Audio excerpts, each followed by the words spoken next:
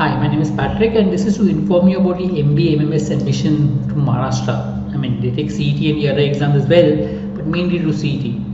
So, last day, today is the last day to fill online registration for admission to Maharastra MBA MMS CET. We've been running courses for management entrance for 23 years, so fairly know about what the process is all about. But if you look at the dates mentioned, initially the date was 8, now they've extended it up to 11th. So 5 p.m. deadline, do fill the form. It started from 28 and the date is 11th. So automatically document verification started on 38th June, now it is till 12th July, which you have till 5 p.m. And post that you will have the provisional merit list that will come up for Maharashtra CET. Understand, if you apply after 11 July, you will not be eligible for the cap round process. Cap round process is where the whole process for admission happens through the cap rounds, where they allot the seats. So you will have to wait till last round and then maybe apply later on.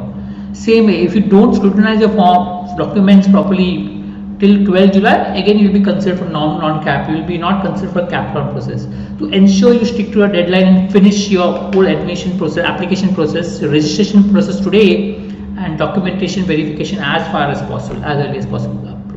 Right? Hope this helps. Thank you.